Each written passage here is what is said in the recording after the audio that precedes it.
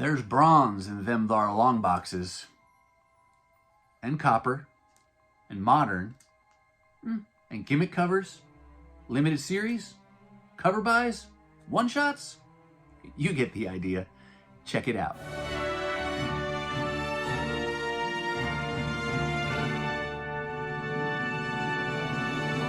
Hey everyone, and welcome to my channel.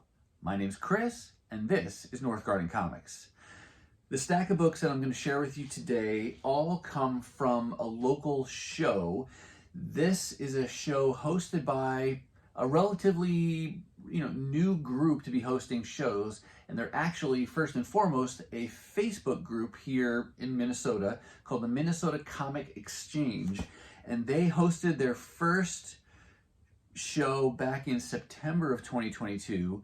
They hosted a second show in November, and that's where these books are from. And they actually have a third show coming up next month in March of 2023. So really happy that this Facebook group has decided to start doing shows, and they're fun little shows. They're local, and so you have mostly local vendors, but they're free to get in, and they've actually been hosting them at a small indoor shopping mall. And so the vendors essentially line the main hallway with their tables, and they have some creators, but it's by and large it's comic book vendors, and you can get some toys and things there too, but there's a good selection of dollar bins and other discounted comic books, in addition to the normal stuff like wall books and your more normal priced back issues.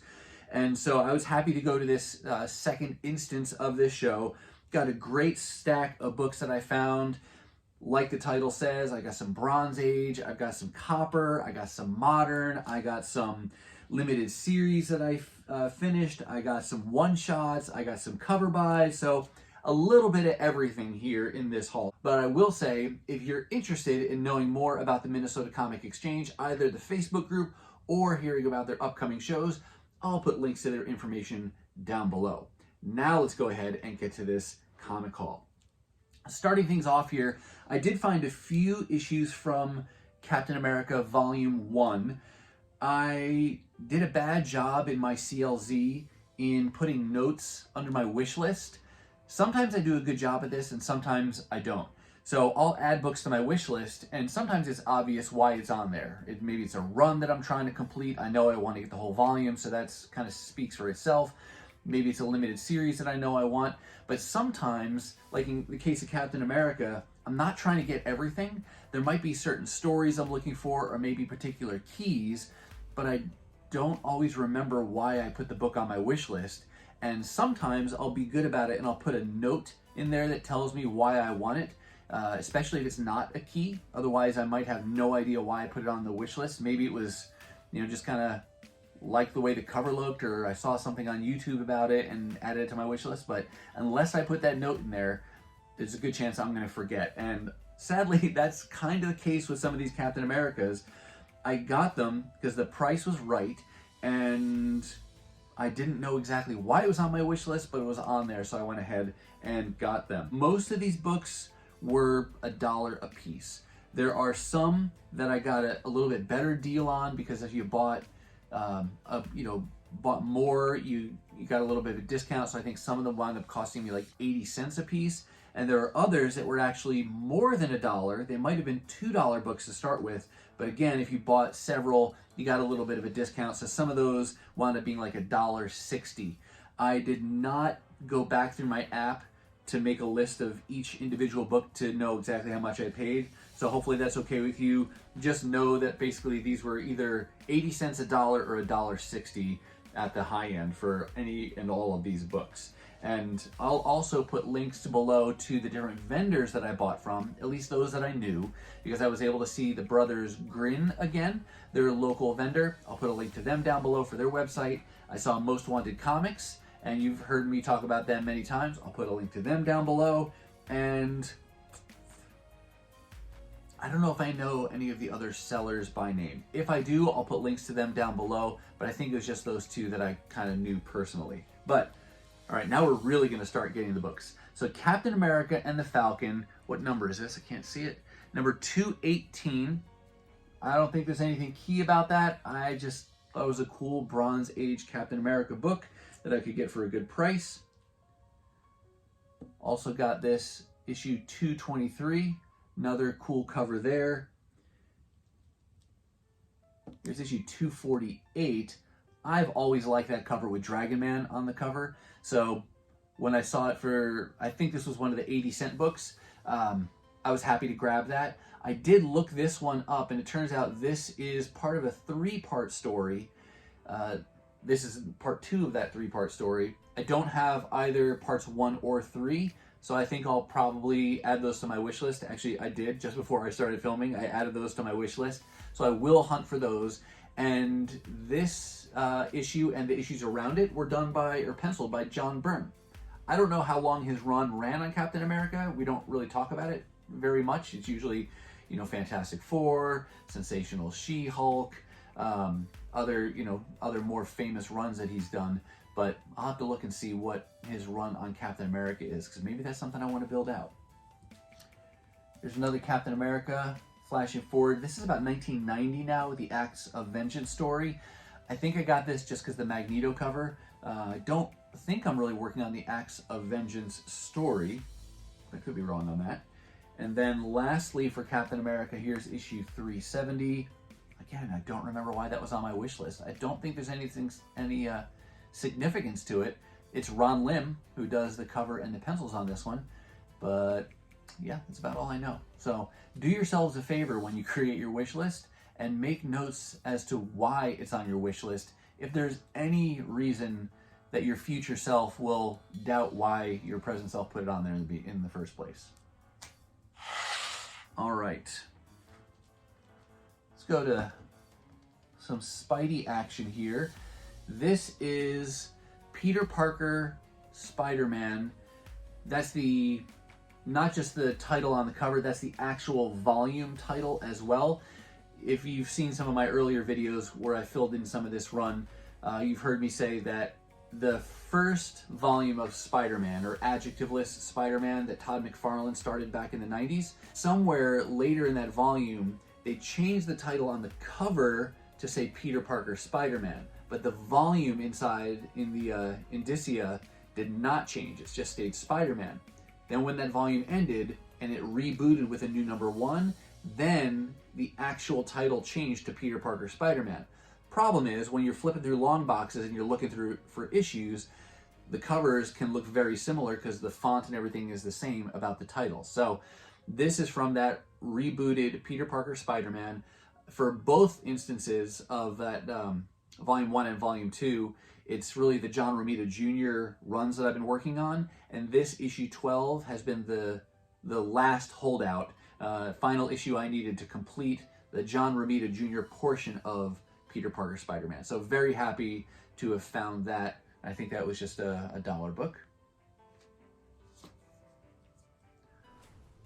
One more Spider-Man book to show you. This is Web of Spider-Man, number 100, and I just got that for the gimmick cover. I love the 90s metallic, holographic, prismatic, whatever ick covers you want to say.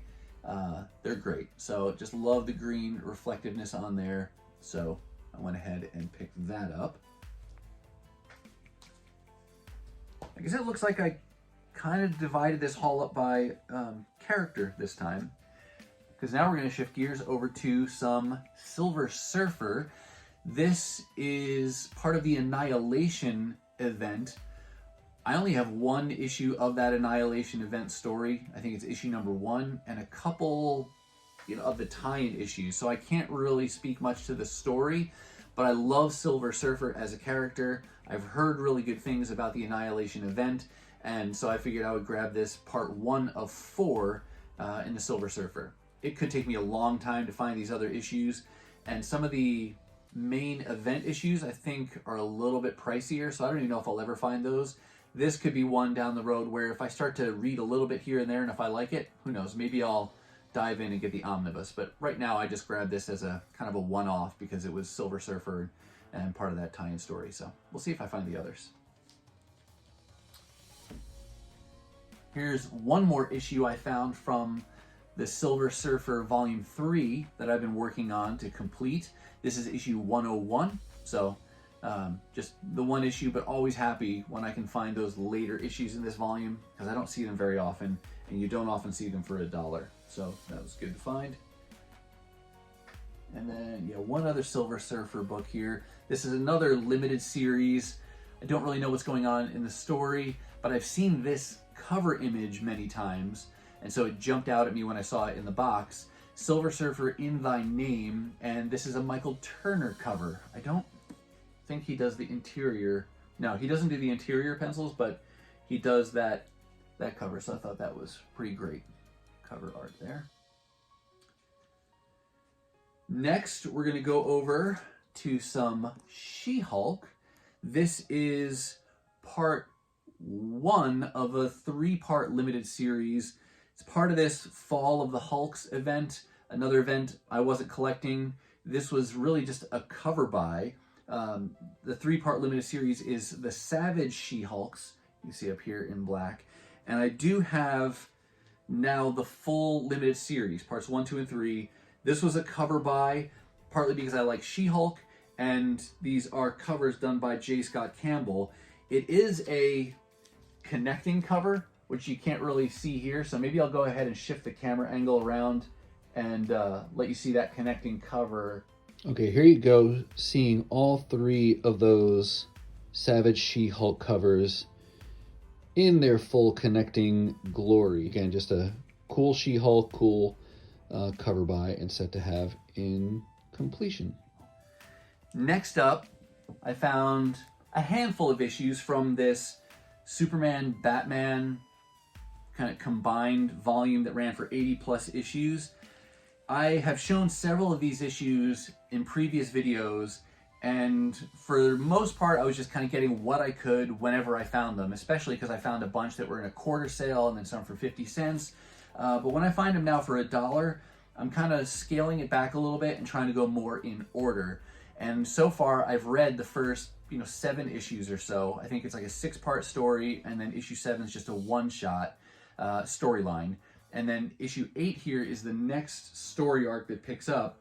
And so I feel like maybe I'll just kind of go in each story one chunk at a time, so that way I can read them as I go, instead of getting 2 issues in the 20s, 2 issues in the 60s, an issue in the 70s, and then they sit in a short box for months or years until I build out the whole story. This way I get a little bit more immediate gratification. I can build out that run and be able to read the story. So this is the next story arc that I was able to put together, starting there with issue 8. And several of these covers, all but one, are Michael Turner covers again, and I think in this case he does also do the interior art. Here's issue 9. And what I didn't know, because it's not real clear just looking at the cover, there are variants for each of these, and he does a really cool Supergirl cover. I think it's on issue 13, but that's not the cover I found. You'll see that in a minute. Here's issue 10. Not Michael Turner, but it is a Jim Lee cover, so never going to complain about that. Here's issue 11. I had issue 12 already, and then here is issue 13. And again, I really want the other cover for number 13. It's got a cool Supergirl on the cover. I don't know if this is considered the A cover or the B cover, so I have this one for now, and at least I can read the story. And then if I ever find that other cover, I will go ahead and pick that up. But for now, I've got the next story arc I can read.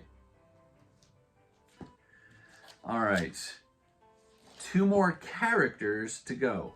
These next few books were a great find. I know I found these at the brothers Grin, and at least a few of these I think must have been $2 books that I got for $1.60 a piece. I am always happy and excited when I can find Bronze Age Daredevil for cheap and in good condition. I forget what number that was already. Number 135. I'm not real aggressively going after the lower number Daredevils. He's just a character I'm a big fan of, and I'm reading him currently. I really got into him when I went back and I read actually the trade paperback version of Born Again. I have that around here somewhere. And that got me started on wanting to find the single issues of that, and then it grew to want the Ann Nocenti run, then I wanted to get Brian Michael Bendis's run. So I'm really kind of interested in all of the good runs for Daredevil and just like him as a character. And so these Bronze Age Daredevils are just really fun for me to grab and fun to look at. Who knows if I'll ever have all of them, but I'm happy to chip away at them a couple issues at a time. I got that one, got issue 149. And no keys or anything here, they're just cool because I like them. I love this cover on 156. And then that's it for the Bronze Age ones. Jumping ahead, I got issue 296. This is just after the Ann Nocenti run ended, when she was writing. I got this one because Ron Garney does the pencils. So just happened to grab that one. And then that's it for Daredevil. And then one more character to show you. These, always happy to find these as well. Made a little bit more progress on my Walt Simonson run of Thor. And I found issue, sorry, I'm not gonna turn it around again, but I got this one, is at 355. I'm trying to look in my phone to see it backwards, but it's reversed and my eyes are terrible. And then I got also issue 362. So, like I said, don't always find those for $1. And if you do, they're oftentimes in pretty rough shape. So happy when I can find them cheap and in good condition. And I think at this point now, I only need, I want to say like 8 more issues to complete the Walt Simonson run of Thor. There's a couple big keys in there, and I don't know if I'll ever get those because I don't really necessarily want to spend up for them. Likely what'll happen is I'll continue to chip away at these and find them whenever I can, but I do plan at some point to get the omnibus edition of the Walt Simonson run on Thor when that comes back in print, because I would just love to have it all in one volume. It looks really good on the shelf with nice oversized art. So I'll double dip there a little bit, hunt for these single issues, and get the omnibus once it's available again. And then one last Thor book to show you. Here we have Thor number 261, so nice Bronze Age Thor. This issue is also a Walt Simonson issue. He apparently did a run of pencils in like the 260s, 270s issue numbers, and I don't even know if his style was really fully fleshed out to where it was in his main run that's the most famous, but still, Walt Simonson on pencils. And even if it wasn't Walt Simonson on pencils, it's Bronze Age Thor. So similar to Daredevil and some of these other teams and characters, if I find Bronze Age books in at least halfway decent condition for cheap, I'm going to go ahead and pick them up just because they're fun. You'll notice on this one, there's something on the cover there. I don't know if it was ink from something else, but you can see under the H in Thor, it's that black there. Some kind of ink or something got on there. But when you're talking less than $2 for that, that's the only defect going. It was still happy to pick that up. With that, then, I'm going to go ahead and say that's going to do it for me, and that's going to do it for this back issue haul from the second Minnesota Comic Exchange show. I do hope you saw something that you liked, but what about you? What kinds of things are you finding in your own adventures? Any good dollar finds, any keys that you've been able to finally find in your hunting, or any runs you've completed? Go ahead and let us know down below. Now, if you're not quite ready for the YouTube fun to stop, I have hand-selected a couple videos here for you to check out. As always, thank you so much for watching, and I'll see you next time.